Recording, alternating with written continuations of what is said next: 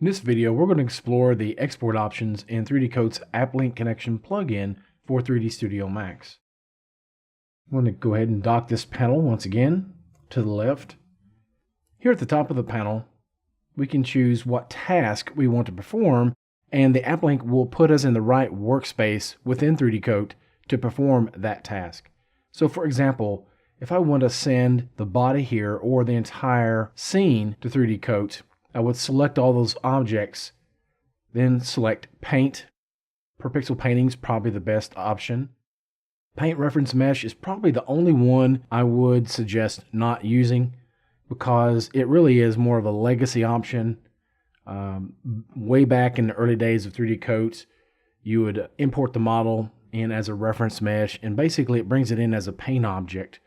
And you don't have nearly as many options as you do if you import it into the Sculpt Workspace. Plus, the Sculpt Workspace can handle very dense meshes much easier than the Paint Room can. So again, this is more of a legacy option, but the retopologize is setting it up for manual retopology. Automatic retopology will start the wizard once you're in 3D Coat.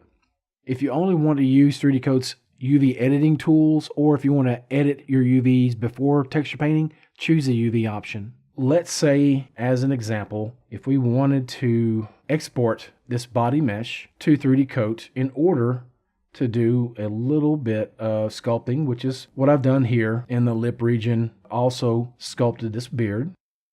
Once we're done with our sculpting edits, we would want to bake the result down to a retopo mesh, which would typically be the same low poly mesh we exported from 3ds Max. Let's go back to 3ds Max and I'll just quickly walk through the process here. I want to select the object that I want to export from 3ds Max to 3D Coat. Once that's selected, I can go here and choose the Sculpt Workspace voxel object. The other thing I really want to emphasize here is anytime you are sending a model from a host 3D application like 3ds Max to 3D Coat, in order to do some sculpting, I would highly recommend sending your model to the retopology workspace first.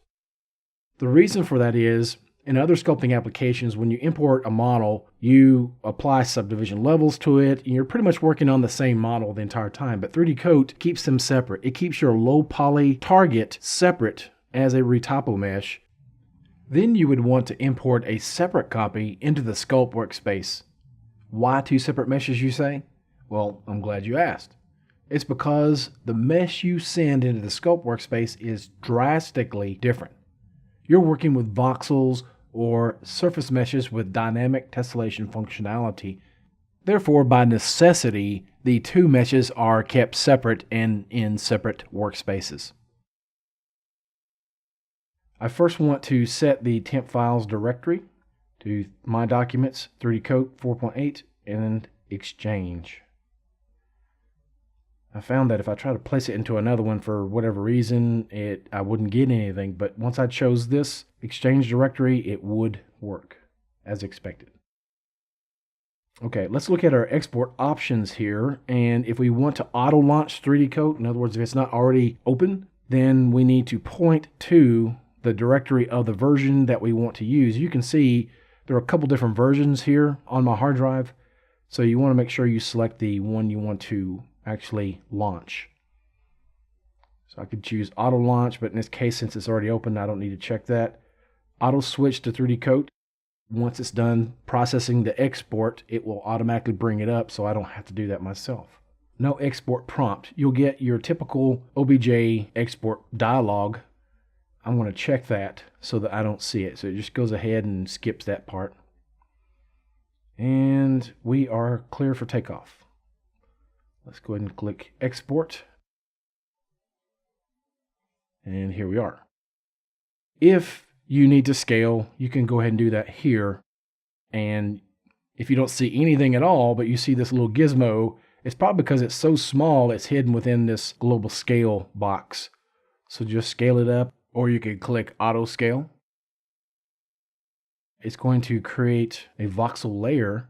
You'll see an estimated poly count. So if it goes crazy, if you're talking like over 100 million polygons, don't click apply. You want to scale it back down.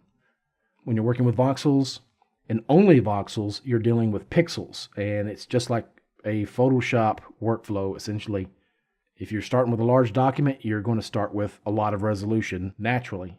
If you're starting with a small document, small in scale, but you want quite a bit of resolution, then you need to increase the dots per inch. So in 3D Coat, if you want to keep the scale small, but keep your resolution up quite a bit, then what you would want to do is increase the resolution on your layer first before you apply it. What I'm seeing here is a preview object. This is not the final object that's being imported until I hit apply or the enter key.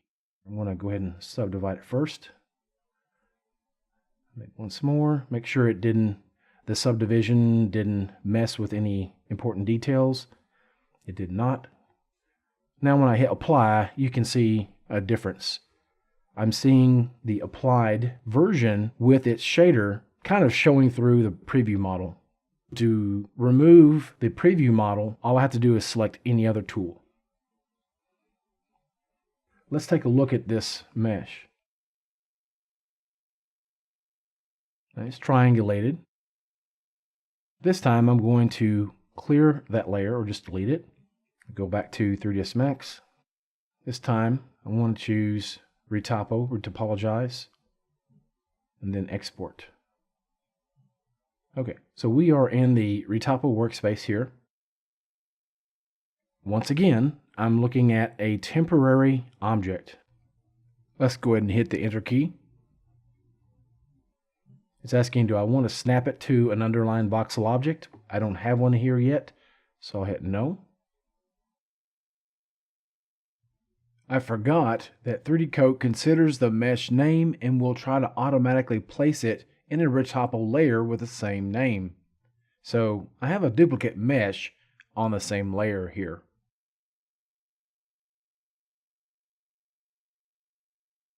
Go to select tool, faces.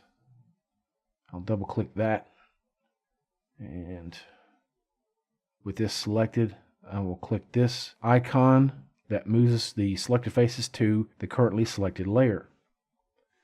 Okay, now I can hide that. This is the one that actually got imported. So I'll just name that copy, and I could go ahead and set my UVs up now, but it's not necessary. What I want to do is get a copy of this into the Sculpt Workspace.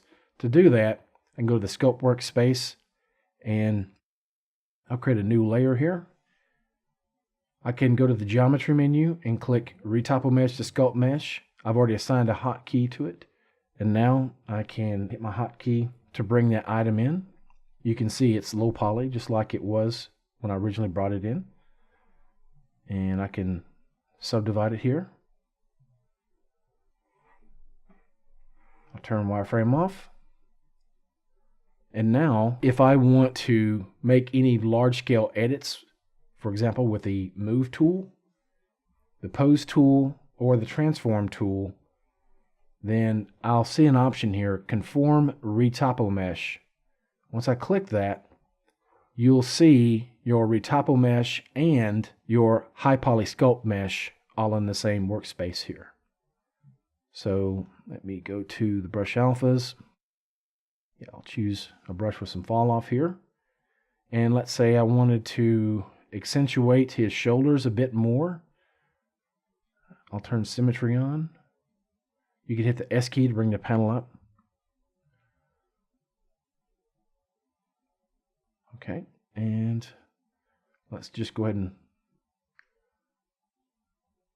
drag his shoulders.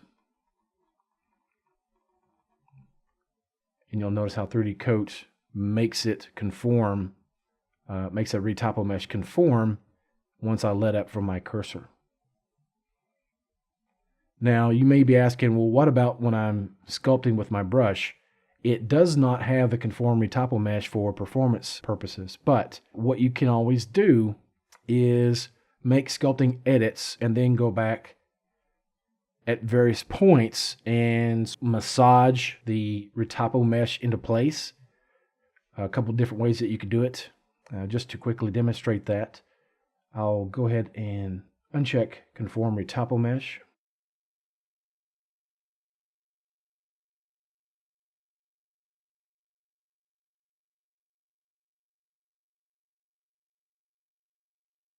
You can see how low resolution it is, so let's use Live Clay.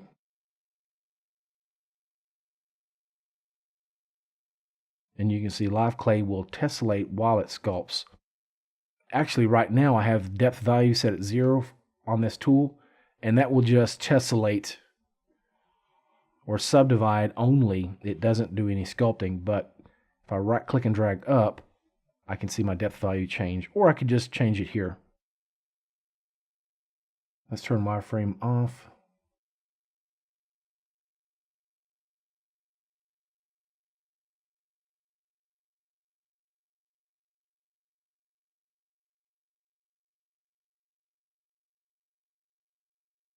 Let's see here. Let's accentuate his chin just a little bit too. Kind of give him a little bit of a dimple there in his chin.